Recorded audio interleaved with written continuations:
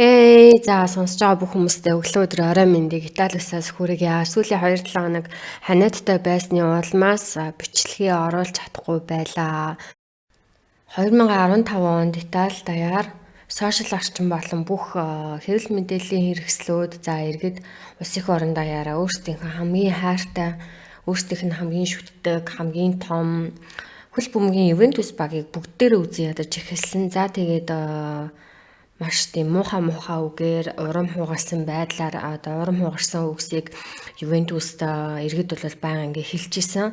Яагаад вэ гэхээр иргэдийн хамгийн хитэгдэг хамгийн томоохон хэвлэл мэдээллийн хэрэгслүүдээр бүр ингээд гуйлж чадахгүй тийм ноцтой баримтууд араасаа байнга цацагдчихсэн. Үүн дээр нь нэмэгдээд Пьемонте мужийн дээд шүүхээс Ювентусын хамгийн том удирдлагуудыг шүүхэд дуудаад дээрээс нь шүүхээс өмнө аль хэдийнэ 2 жилийн туршид Италийн цагдаагийн газраас нууц мөрдлгүүдийг Ювентус баг дээр явуулж исэн нь ил болсон. Яагаад Италийн засгийн газар энгийн нэг ч юм уу нэг хамгийн том хөл бөмбөгийн бага заавал нууцаар мөрдөх ёстой юм. Яагаад заавал томоохон ажилчдын нууцыг нууцаар чагнажсэн юм бэ гэхээр юу байсан бэ гэхээр Италийн хамгийн аюултай Итали улс даяараа прокурор, шүүх, цагдаагийн газар, энгийн иргэд хүртэл бизнес эрхлэгчид хүртэл маш олон жилийн туршид эсэргүүцэж ирсэн хамгийн аюултай энэ рангета гэмт хэргийн бүлэглэлтэй Ювентус баг холбогдож үйл ажиллагааг дэмжиж байгаа байж магадгүй с ичгтэй баримтуудыг цагдаагийн газар хүлээж авсан учраас судалж эхэлсэн байгаа. Ингээд энгийн иргэд бол юуг шаардж исэн бэ гэхээр шударга ёсыг шаардж исэн, Ювентус багийг уучлалт гуйхыг шаардж исэн, удирдлагын солихыг шаардж исэн, зөвөр шийдэх ёстой, заавал энэ зүйл зогсох ёстой, хариугаа заавал авах ёстой. Ювентус ингээд дэлхийн өмнө Италиг шившигтэй байдалд оруулаа. Маф хөл бөмбөг хоёр л Италид нэгдэх нь дутаад байсан юм байна гэх мэт Ювентус бол маш муухай, булхаатай, бузар булаатай ийм баг ичээж мичээж гэсэн юм янз бүрийн комментууд, янз бүрийн сэтгэлдлүүд сошиал орчинд явж эхэлсэн. Жишээ нь Монголд кофе асгасан охиныг хэдүүлээ бүтэн 1-7 хоногийн туршид ингээл муугаар ярьлаа штэ. Тэрэн шиг яг тухайн үед бол Итали даяараа Ювентус багийг ерөөсөө ингээл битүү үзэн ядчихсан юм асуудал болж исэн. Тэгээд уг хэрэг нь 2015 онд мужийн дэд шүүхтэр авч хэлсэн юм хэрэг байгаа. Тэгээ яг үндсэн хэрэг рүү орохоос өмнө олон юм нушаад ямар ч хэлсэн та бүхэн маань хэрэгтэйгээ байгаад сонсоорой. Тэгээд дугаараа эхлэхээс өмнө шеэр, комент, лайк бити мартаарай гэж хэлмээр байна. Хөл бөмбөг сонирхогч залуучуудад нэлийн гоё дугаар байх. Мөн хөл бөмбөг сонирхтгүй залуучуудад нэлийн шинэлэг мэдгүй нэг өөр ертөнцийн талаар ярьж байгаа юм шиг санагдах. Тэр хүмүүстээс хандаад хэлэхэд Италид хөл бөмбөгийн спортын энэ ертөнц салбар бол Монголын бүхийн салбартай яг л адилхан маш чухал их хэмжээний мөнгө яригддаг, булхаа, эрх мэдэл, өөрсдийн гэсэн сонирхолтой, өөрсдийн гэсэн хөгжим дэмжигчдтэй тэднэр нь ингээ хоорондоо маргалтан янз бүрийн юмнууд болдог ийм спорт. Тэгээ нэгэнт багийнхан талаар ярьж байгаа юм чинь доош танилцуулгын хэдүүлээ яриад явчих. Тэгвэл бас мэдгүй хөл бөмбөг сонирхдгүй хүмүүс байж магадгүй. 1897 онд Ювентус хөл бөмбөгийн баг нь Итали улсын Турин хотод анх үүсгэн байгуулагдаж байжээ. Тэгэхээр одоогийн байдлаар 125 жилийн настай Италийн цомын тэмцээн шударгад мөн олон улсын чанартай бусад тэмцээнүүдэд 56 удаа төрүүлсэн амжилтаараа Европын нийт хөл бөмбөгийн багуудаас эхний топ 5 ер нь ингээл тогтмол эренбэлэгддэг юм байна. Тэгвэл Итали улс дотроо болоод хөгжмийн дэмжигчдийнхаа доор Ювентус баг нь эхний 1-р байранд ордог. Үүнээс хойшоо 1923 онд Итали улсын нэлийн эд хөрөнгөтэй Анеллин гэр бүл гэж байдаг. Энэ гэр бүлийн талаар товчхон яривал Итали улс дотор маш их мэдлэлтэй томоохон бизнесүүдийг санхүүжүүлдэг, худалдаж авдаг, олон улсын бизнесүүдийг эрхэлдэг 1 биш 2 биш маш томоохон хэдэн компаниудтай одоогийн байдлаараа Ювентус хөл бөмбөгийн багийн ерөнхийлөгчөөр Андреа Анелли гэдэг энэ гэр бүлийн хүн ажилладаг. 1967 оноос эхлээд Ювентус хөл бөмбөгийн баг нь хувьцаат компани болж өөрчлөгдсөн. Одоогийн байдлаар 700 ажилтнтай 500-аас 600 сая еврогийн хөрөнгөтэй юм байна. Орлогынхаа хэмжээгээр дэлхийн бусад хөл бөмбөгийн багуудтай ирэмблэгдэхэд бол тогтмол ихний 10-т бол орноо. За тэгээд Италийн том хотуудаас эхний дөрөвт ордог Турин хотод тоглодог хөл бөмбөгийн баг байгаа. За энэ хотынхоо Олимпийн хуучин цэнгэлдэхэд байрлаж дасгалт сургуультай тогтмол хийдэг байж байгаад 2011 оноос хойш өөрсдийн гэсэн цэнгэлдэх хүрээлэнтэй болоод энэ цэнгэлдэх хүрээлэндээ үйл ажиллагаагаа явуулдаг болжээ. За энэ цэнгэлдэх хүрээлэнгийн талаар тавьж ярив. Яа гэвэл 2015 онд дэд шүүхтэр хилцэгдсэн уг асуудал нь энэ цэнгэлдэхтэй шууд холбоотой. Энэ гарсан асуудлаас болоод цэнгэлдэх хүрээл нь бас 1 жил 2 жилийн хугацаанд хаагдсан байгаа. За ингээд цэнгэлдэх хүрээл нь 45 мянган хүний судалтай. Италийн топ 2 нас тогтсон архитектор ажилласан том цэвэрхэн. За энэ цэнгэлдэх хүрээлэндээ бүх тоглолт янз бүрийн үйл ажиллагаа, офисын үйл ажиллагаануудаа явуулдаг. За 2018-аас 2021 оны хооронд бидний сайн таньдаг алдарт тоглогч Кристиано Роналдо энэ Ювентус хөл бөмбөгийн багт тоглож исэн юм байна. За нэгэн тоглогчдын талаар ярьсных 2-3 онцлог тоглогчдыг нь дурдаад явчих. 1993 оны 11 сард төрсэн Пауло Дибала Аргентин гаралтай, Аргентинд төрсэн. Гэхдээ Итали иргэншилтэй. Пауло Дибалагийн хувьд 2022 онд Ювентустэй хийсэн гэрээ дуусж байгаа юм байлээ 100. За гэвч хоёр тал айл нь тохиролцоонд хүрээгүй гэрээгээ сунгахгүй гэж үзсэн учраас гэрээ бол дахиж хийхгүй. Тэгэхээр Дибала дахиж давтлагч бол Ювентус хөл бөмбөгийн багт хийхгүй юм байна. За тэгээд фэнүүд нь байвал жоохон гонигтай мэдээ байна. За үүний дараа Жоржо Клини нэлийн алдартай тоглогч 1984 оны 8 сарын 14-нд Итали улсын Тускана мужийн Писа хотод мэндэлсэн. За Писа бол тийм амар том хот бол биш. Гэхдээ ер нь маш үзэсгэлэнтэй. Бидний сайн мэдгээр далийн барилга байрладаг. За тэгээд Ювентус болон Италийн хөл бөмбөгийн шигшээ багт хамгаалагчаар тоглодог юм байна. За үүний дараа бол Леонардо Бонуччи. За Итали хүн. За өндөр нь метр 90 85 кг. За бас л нэлийн сайн тоглогч Ювентус хөл бөмбөгийн багт тоглодог. За яагаад энэ удаад Бонуччиг ярьж байгаа гэхээр Бонуччи 2015 онд тэр болсон тэр хэрэг дээр маш их нэр холбогдсон. Яагаад гэхээр Бонуччигийн нэгэн дуудлага хүлээж аваад тэр дуудлаган дээр ярьж байгаа бүх юм нь хоолойнд бичигдсэн байсан. Тэгээд тэр бичлэг нь задарсан. Тийм болохоор бас энэ тоглогч маань жоохон олонний хил амдгаа өртсөн байгаа. За тэгээд яриул маш олон мундаг сайн тоглогчид байгаа. Та нар бас бүгдээрээ интернетээс хайвал угаасаа гарч ирнэ. Тийм болохоор одоо олон юм нуршихгүйгээр хэдүүлээ шууд тэр хэрэгөө орцгоё. За энэ хэрэгтэй холбоотой Ндрангета гэмт хэргийн бүлэглэл өнөөдөр бас яригдана. Хэрвээ миний эхний бичлэгийг үзэж амжаагүй хүн байвал ямар бүлэглэл юм бол гэж жоохон ойлгохгүй байж магадгүй. Тийм учраас эхнийхээ бичлэгийг үзчихэд орж ирж үзвэл арайсаа ойлгох байх гэж хэлмээр байна. За мафийн бүлэглэлт болгонд ажиллаж байгаа хүмүүс удирдах байгаа дарга бүх юм ингээд зиндатай үйлчлэлтэй байдаг.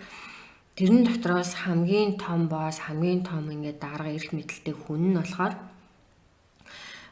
загалмаасын эцэг гэж явдаг. За энэ мафийн бүлэглэлийн загалмаасын эцгийг Жусеппе Морабито гэж нэрлэдэг. Итали улсын Калабриа мужийн Африко гэдэг нэртэй маш жижигхэн тосгонд 1934 оны 8 сарын 15-ны өдөр төрсөн. 2014 онд 2 сарын 18-нд баривчлагдчихсэн юм байна. Энэ байгууллага нь дэлхийн нийтээр одоо бүртгэгдсэн нийт гишүүдийн тоон 6000 давсан. Одоогийн байдлаар нийтдээ 291 хүн амны хэрэг бүртгэгдсэн энэ байгууллагатай холбоотой. Гэхдээ зөвхөн хүн амны хэрэг. За үүнээс 200 сүүлийн 25 жилийн дотор гарсан гэж үзэж байгаа юм байна. Тэгээд дээрээс миний харсан өөр нэг судалгаан дээрээс болохоор 1 жилийн дотор дэлхийн нийт хэмжээнд 73 тэрбум долларын эргэлттэй ажилдаг энэ мафийн бүлэглэл нь 73 тэрбум долларын эргэлт гэдэг чинь бүр амар их мөнгө. Тэгээд энэ гэмт хэргийн байгууллагын орлогыг бүрдүүлдэг гол зүйл бол кокаины худалдаа буюу харт амхны худалдаа гэж үздэг байна. За тэгээд Итали даяараа сүүлийн жилүүдэд одоо улс төрөөс нь төр засаг цагдаагийн газар иргэд төрийн бус байгууллагууд нийгэмлэгүүд маш хүчтэй мафийн эсрэг дуу хоолой нэгтгэж эхэлсэн бизнесүүд энэ мафийн дарангуйллаас гарах энэ айдас хүүдтэй нийгмийг үгүй болгох энэ авилгал хэл ахвал мансуурал энэ харт амхны худалдаа энэ муухай юмнуудыг байхгүй болгох гэж юу энгийн иргэд хүртэл амар ингэж их дуу хоолой нэгтгэдэг болсон. Ер нь яад вэ гэхээр гэмт хэргийн бүлэглэл байгаа улс ер нь бол ингээ энгийн иргэд бизнес эрхлэгчид нь тайван байхад амар хэцүү байдаг. Тийм болохоор маш их дарамт ирдэг. Тийм учраас ерөнхийдөө сүүлийн хэдэн жилүүдэд Итали даяараа нэлийн эсэргүүцэл үзүүлэх басан гэмт хэргийн бүлэглэлүүдийн эсрэг. За шууд ингээл хойлж утгаал тэр чигт нь ярина гэвэл ер нь баг энэ хэргийг хүмүүс ерөөсөө хизээж ойлгож чадахгүй байх. Тэм учраас ингээд талаас нь нэг зүйлийг ингээд сайн тайлбарлаж дараагийн зүйл рүү би ингээд яриа. Тэгэхгүй бол бас жоохон ойлгоход хэцүү. За эхний ярих ёстой зүйл бол Ювентус хөлбөмбөгийн багийн төв цэнгэлдэх дотор тоглолтын туршид яг юу болж исэн бэ гэдгийг яриа. Яад вэ гэвэл тоглолтын туршид цэнгэлдэхэд болж исэн үйл явцаас үүдээд цагдаа нар Ювентус хөлбөмбөгийн багийг шалгаж эхэлсэн. Тийм учраас яг юу болж исэн гэдгийг хэдүүлээ ярьцгаая. За тоглолтын туршид яадаг вэ гэхээр ингээд одоо хөл бөмбөгийн цэнгэлдэх хүрээлэн чинь амар том байгаа штэ. Тэгээд жигүүрүүдэд ингээ хуваагдана. Жигүүр алга өөрсдийнхөө багийг дэмжинэ. Ингээд өөрсдөө ингээ дэмжинэ. За тэгээд жигүүр тус бүр нь одоо өөрсдөө гэсэн юм группүүдийн нэртэй одоо Други ультра ингээд одоо хар цагаанууд гээд энтер гээд ингээд ийм группээр нэртэй. За тэр энэ группүүд энэ жигүүрүүдийг нэг хүн удирдна. Тэр нь бол ингээд дарга амар эрх мэдэлтэй маш хэмжээний мөнгө ингээд яригдана. За тэр хүний гар доор тэгэхээр яг удирдах байгаа энэ хүн нь болохоор хөгжөөн дэмжигчдийг зөвхөн ингээд дуртай бага сэтгэлээсээ дэмжих гээд ирсэн хүмүүсийг зохион байгуулж байгаа хүн гэж харуул ерөөсөө тийм биш. Юу хийдэг вэ гэхлээрээс жигүүр бүрт янз бүрийн бизнес, харт тамхины худалдаа, турхиралт гэх мэт амар олон юм болно. Бидний гаднаас нь харж байгаа шиг ерөөсөө зүгээр тийм энгийн нэг юм хөл бөмбөгийн тоглолт ерөөсөө ингээд дотор нь бол болж байгаагаас илүү цаана жоох юм өөр юмнууд бизнесүүд явагддаг. За тэгээд жигүүр бүр өөрсдийн гэсэн үйл ажиллагаатай санал бодлороо ингээд дэмждэг ч гэсэндээ зарим талаараа хитрхи их шүтсэн, хөөрсөн, арилсан үүнээсээ болж одоо хоорондоо хоёр жигүүрүүд ингээ хэсэг жигүүрүүд талцаах, муудалцах, маргаан, өмнө самуу үүсэх тоглолтын өмнө хотоор дүүрэн орилж жагсаал, магсаал, цуглаан хийх, тоглолтын дараа дуулан шуугаан дэгдээх ийм группүүд маш их байдаг. Тийм болохоор ер нь хөвчлэн тоглолтын туршид тоглолтын дараа дандаа эмх замбраагүй байдал үүснэ, жигүүрүүд хооронд сөргөлдөөн үүснэ. За тэгээд тоглолтын туршид цэнгэлдэгийн жигүүрүүдэд харт тамхи татах, наймаалах, масуурах, согтуурах гэх мэт бидний мэдгүй металд бүр маш их болдог. За жигүүрийн дарга гэдэг тэр хүн нь энэ бизнесүүдийг удирдна. Тэгэхээр яадаг гэхээр мөнгө явж байгаа. Яагаад бизнес гэж байгаа гэхээр харт тамхины худалдаа гэдэг чинь өөрөө зүгээр л мөнгө штэ. Тийм болохоор энэ тавтар ингээ мөнгө явна. За дээрэс нь харт тамхины 8 худалдаанаас гадна билетийг өмнө тоглолтоос одоо сарын өмнө худалдаж авчаад ч юм уу хэсэг хугацааны өмнө худалдаж авчаад 2 3 нугуулж үнэ зарна. Эсвэл 1 жилийн одоо билет ингээ үнэгүй одоо цэнгэлдэх рүү байнга орох тэр 1 жилийн эрхийг үн нэмж зарна ч юм уу те. Билет ингээ дамнаж зарах юмнууд айгүй их байдаг. Тэрэндээ зүгээр нэг юм цөөхөн хэмжээний билет биш 50,000 еврогийн одоо юм уу те эсвэл ингээ маш их хэмжээний билетнүүдийг ингээд Ювентус хөл бөмбөгийн багаас аваад энэ авсан билетээ хэсэг дарж байж агаад энгийн иргэдэд маш үнэтэй зардаг. Энэ жигүүрүүд хариуцсан даргууд нь ингээ хүмүүс туслахуудтайгаа нийлж агаад ийм юмнууд хийдэг. За тэгээд энэ бүгдээрээ хулбус ерөөс юм байж болохгүй. За 2013 оноос Ювентусийн тоглолтын туршид зарим нэг сэжигтэй ноцтой зүйлс илэрсэн. Энэ нь юу байсан бэ гэхээр Ндрангета гэмт хэргийн бүлэглэлтэй холбоотой байж магадгүй зарим нэг үг хэллэгийг нийтэлсэн хэвлэмэл юм брошюрнууд, хэвлэмэл юм материалууд цэнгэлдэх дотоод тоглолтын туршид ингээд гаргаад ингээд тавьсан байсан. Тэгээ энэ хулдаасан хэвлэлүүд нь цэнгэлдэхийн ингээд дотор ер нь бол орж болохгүй. Энийг зөвшөөрөлтөд оруулах хэрэгтэй. Заавал ингэж шалгаж хянаж Ювентус хөл бөмбөгийн багийн удирдах ажилтнууд аюулгүй байдлын хүмүүсээр заавар шалгагдсан байх ёстой. Тэгвэл тэнд телевизүүд, сонин сэтгүүлүүд, олон улсын ингээд телевизүүд олон ингээд хүмүүс мэдээллүүд ингээд гаргаж байхад мафийн гэмт хэргийн бүлэглэлийг ингээд дэмжсэн утга агуулгатай лазан ингээд тэр цэнгэлдэхэд байлгана гэдэг нь өөр амар том асуудал байгаа байхгүй юу? За тэгээ эдгээр бүх шалтгаанаар цагдаа нар Ювентус хөл бөмбөгийн багийг ер нь сэжиглээд ер нь шалгаад эхэлсэн байгаа.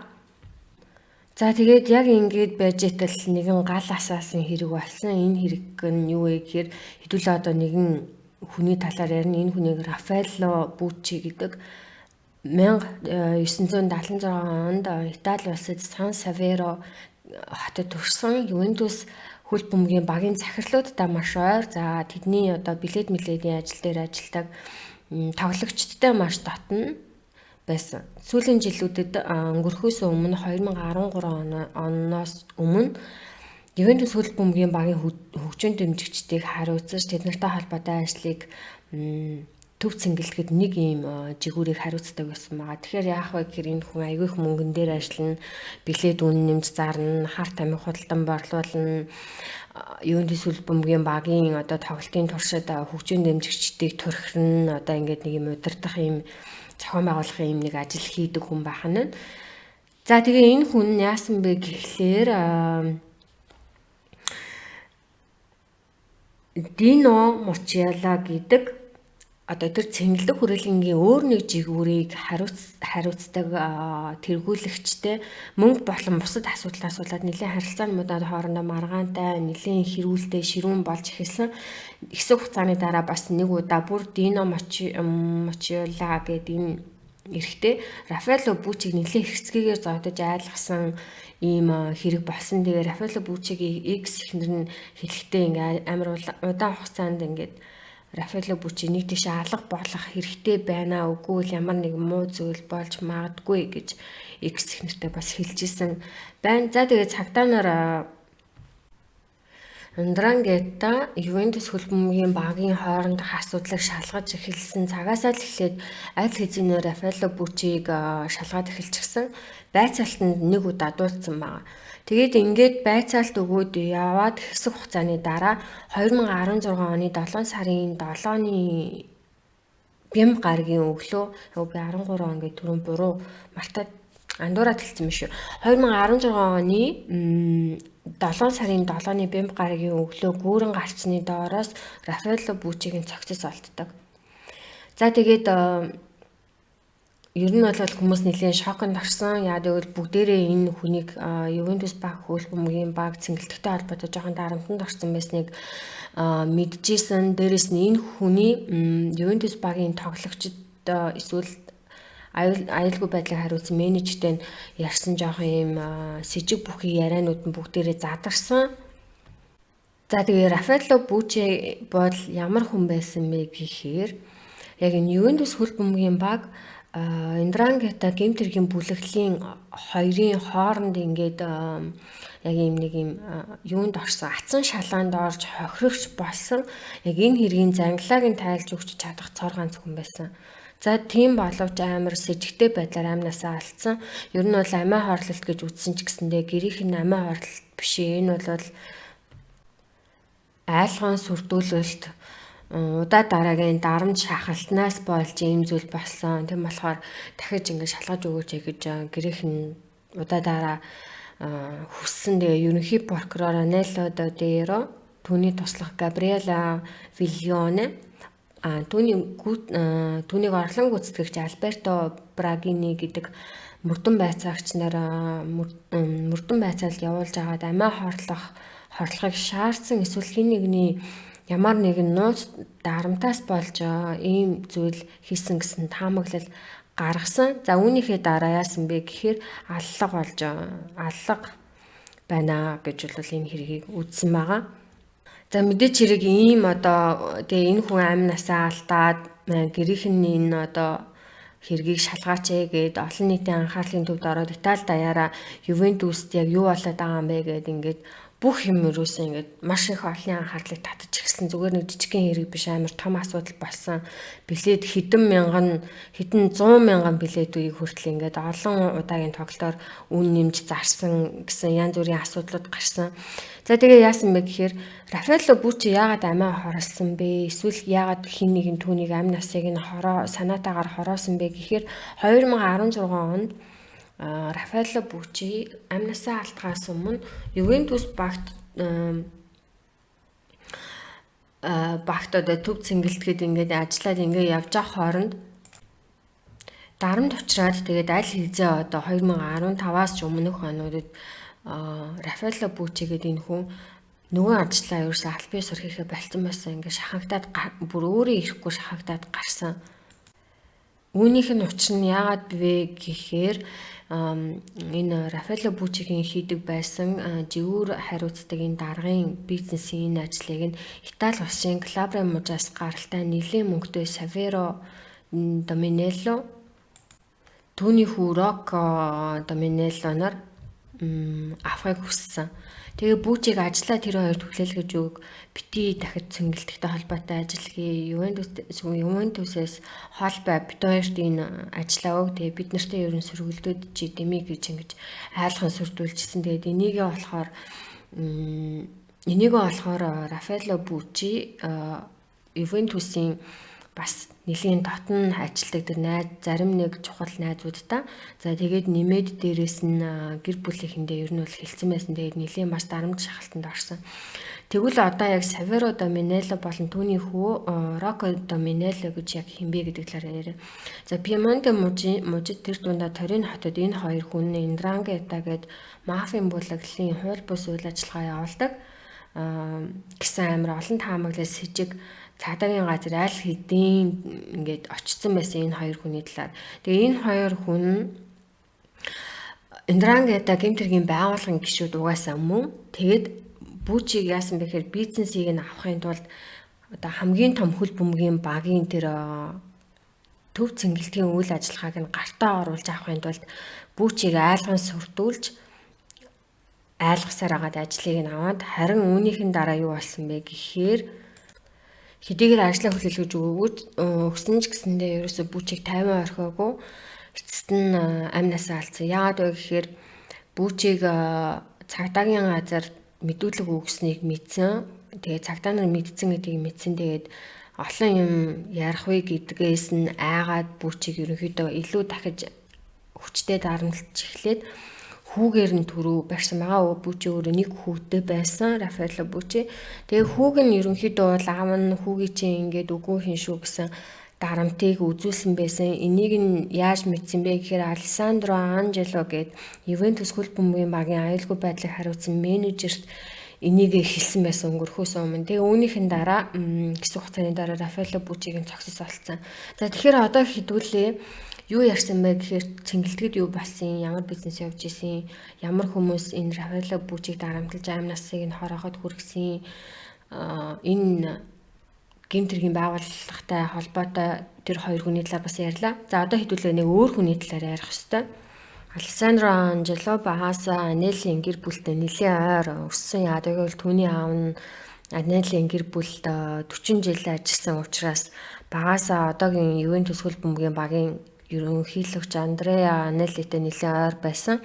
За тэгээ 2006 онд Анелийн гэр бүлийн бас нэгэн өөр эдлэн газрын цэцэрлэг түрээлэнгийнх нь хамгаалтыг хариуцаж ажилладаг байж агаад 2011 онд Ювентус хөл бөмбөгийн багийн цэнгэлдэх нэгдэх үеэр тэнд ажиллах урилга ирээд тэгээ тэнд ажиллаж эхэлсэн юм бэлээ.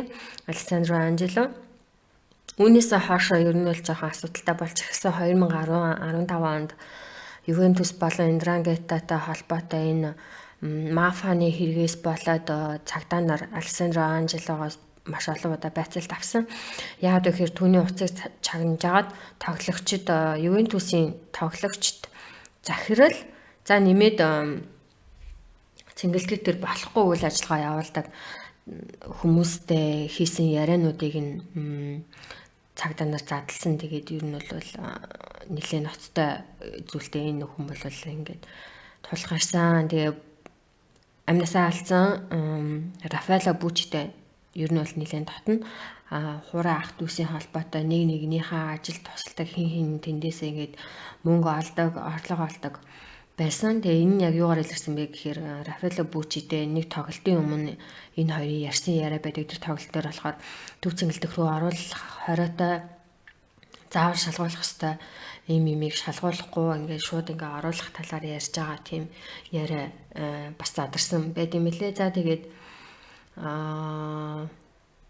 ерөнхийдөө бол Алессандро Анжелог гол сэжгэлж байгаа зүйл бол Ндрангета гэмт хэргийн бүлэглэлийн дарга нартай Ювентус хөл бөмбөгийн багийн ерөнхийлөгчийг уулзуулсан хүн Алессандро Анжело буюу энэ Ювентус хөл бөмбөгийн багийн аюулгүй байдлыг хариуцсан менежер хүн.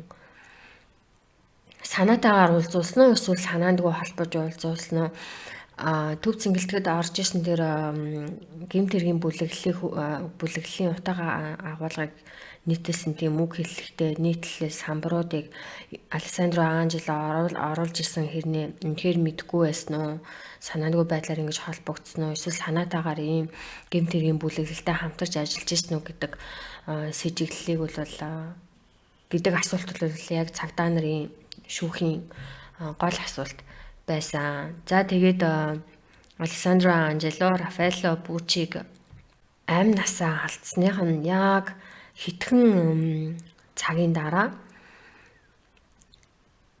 одоо багийн Ювентус багийн тоглогч, Ювентус багийн маркетингийн хуучин менежерийн дарга за тэгээд хэд хэдэн хүн рүү уцаар дуудлага хийгээл тэд нэр ингээд Бучиг алчглаа, Бучиг юм болчлоо ингээ уйлаад бүр ингээ ярьж байгаа тийм бичлэг байгаа. Одоо би та нарт болж өгүүлэхэр бичлэгийг нэмэд оруулахыг бодъё. Гэхдээ чанар нь яг болох хэсгийг мэдэхгүй байна. Ямар ч лээсээ оруулж. Тэгээд тэрэн дээрээ болохоор басан зүйлийг ингээ шууд ингээ Алессандро бусад хүмүүс рүү яриа хэлж байгаа. Тэр бүх хүмүүс нь яагаад юм болсон, яасан юмас ингээ асуунгууд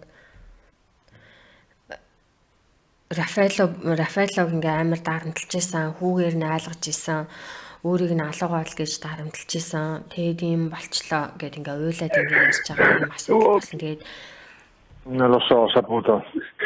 Ci credo. L'ho ammazzato. Anche non ci posso credere. Se penso che l'abbiamo portato via te alla Juve. Non aveva un motivo per ammazzarti, non doveva aver paura. No, no di certo. Era terrorizzato ieri. Era terrorizzato? Era terrorizzato. Era terrorizzato. Come se lo dovessero ammazzare da un momento all'altro perché ha parlato coi PM. Sì? Leo? Sì, ho un problema. Ciccio si è suicidato. Si è suicidato, Ciccio. Non ci credo. Non sono riuscito a fermarlo. Si è suicidato stamattina. Si è lanciato da un ponte. Aveva paura di qualcosa. Era terrorizzato. Era andato ieri mattina. È andato ieri mattina lui. È andato ieri mattina a parlare al Palazzo di Giustizia, è uscito sconvolto. Ha avuto paura, si vergognava di me, diceva ma non ti preoccupare, me l'hai messa nel culo, la risolvo, non ti preoccupare. Ma ha detto no, perdonatemi. Non aveva paura di noi. Io sono convinto che non avesse paura di noi. Яагаад гэвэл миний эхлээд ярьсан амнасаа алдсан хүнтэй маш ойр. За тэгээд өхлийнх нь бүх шалтгаан бүх юмыг нь мэдчихсэн учраас дээрээс нь уцсных нь дуудлага энэ залуугийн уцсын дуудлагууд ингээд тарцсан учраас би энэ хүнийг ярьж байгаа. За энэ дуудлаган дээр юу гэж ярьж ийн вэ гэхээр Ювентус хөлбөмбөгийн багийн нэг тоглогч болон нэг өөр нэг ажилтан руу залгаад Чичо буюу одоо Бучигийн хочийг нь Чичо гэж нэрлэдэг. Чичо амнасаа хорлцлоо, өнөө өглөө юм болчлоо, өчигдөр өглөө прокурор дээр очиж ярилцлаганд ороод тэрнийхээ дараа гарч ирэхдээ нэлээд сэтгэл санаагаар унсан. Маш их айдас түгшүүртэй байсан юм аа. Тэгээд өнөө өглөө ингээ гүрэн дээрээс үсэрчлээ, өнгөрчлөө, тэр ингээ өөрийгөө хараачлаа, өчигдөр маш их айдастай байсан ингээ уйлаад ярьж байгаа ийм бичлэг нь таарсан. Энээс гадна нэлийн олон бичлэг бусад юмнууд бас таарсан. Гэтэ би зөвхөн хоёрыг нь оруулаа яагаад гэвэл цаг жоохон давчуу байгаа учраас.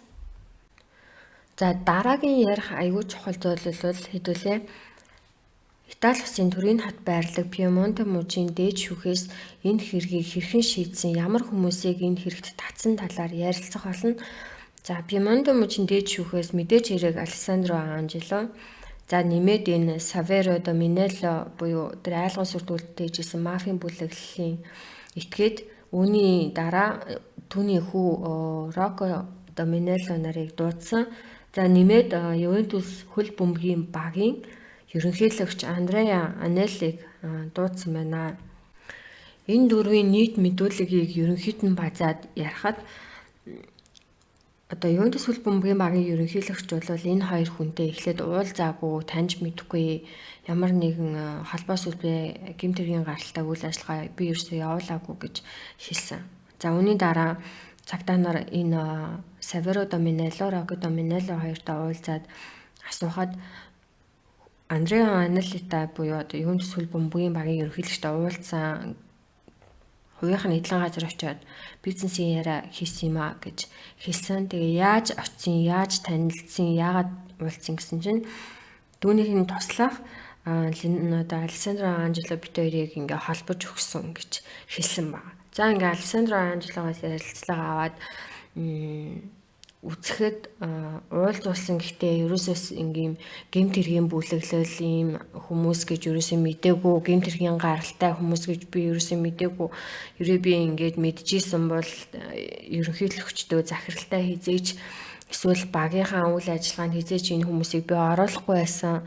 Би ерөөсөө мдээгүй байсан. Би ч гэсэн ингээд гүтгэгдэж гээд ингээд биеэ өмөрөөд за үүний дараа болохоор хоёр дахь удаага Ювентус хөл бөмбөгийн багийн ерөнхийлөгч Андреа Анелли мэдээж хэрэг дахиад прокурор дээр дуудагдаад ингээл ярилцлага өгөөл ингэсэн чинь юу гэж хэлсэн бэ гэхээр бас л муу адилхан би ерөөсөө мдээгүй уулзсан гэхдээ ерөөсөө ийм хүмүүс гэдгийг нь би мдээгүй Эндрангата бүлэглэлийн тарганар гэдгийг нь би мдээгүй зүгээр л бизнес хийхгээ сонирхож байгаа хүмүүс юм байна гэж би бодсон байсан гэд ингэж хэлсэн байна. За тэгээд эдгээр бүх ингээл баримт нотлогоо бүх юмнуудыг харгалзаж үзээд мужийн дээд шүүхээс Саверо Доминелло буюу Эндрангата гэмт хэргийн бүлэглэлийн төрийн хоттойхоо албан ёсны дарга Саверо Доминеллод 12 жил, түүний хүүд мөн 7 жил 8 сарын ял өгөөд тэдэнтэй холбоотой хамааралтай ажиллаж байрсан байж магадгүй мөн хамт амралтаар явсан дээр аюулгүй байдал хариуцсан менежер Алессандро Анжелод мөнгөнд харгуул их хэмжээний мөнгөнд харгуул анагдуулсан байгаа. За ингээд энэ хэрэг ийм байдалтай хаагдсан. Үүний дараа Итали даяараа нэлээд шүүмжлэл хийсэн хүмүүс ерөөсөө амар шудраг бусшүүлээ. Ингэж болохгүй. Ингээд дахин ингээд авч үзээч. Яагаад юм хөнгөн шидэглүүд энэ хүмүүст өгж байгаа юм бэ гэсэн ийм бол болсон. Тэгээ энэ хэргийн талаар маш их бичих материал, сонсох материал, орчуулах материал байлаа. Тэгээд аль болох чадлаараа тал талаас нь олон мэдээлэл та нартай агуулж хүргэх хичээлээ. Нилийн удаа ярьсан болохоор одоо хоолой маань нилийн өвдөж, ер нь жоохон ядарч хоолой. За тэгээ энэ удаагийн дугаар бүгдэнд нь таалагдсан баха гэж итгэж нилийн жоохон ээдрээтэй ингээ олон хүн орж гарсан дугаар болчлаа. Тэгээд дараагийн дугаараар бүгдээрээ бас илүү сонирхолтой зүйл сонсмоор байвал комент хэсэгт сэтгэлээ үлдээгээрэй. Хонх лайк, шеэр бити мартаарай гэж хэлмээр байна. Тэгээд ойр дотны хүмүүс гэрийнхэн рүүгээ шеэр хийгээрэй гэж хэлмээр байна. Тэгээд энэ удаагийн дугаартай байсан бүх хүмүүстээ маш их баярлалаа. Дараагийн дугаараар уулзцгаая.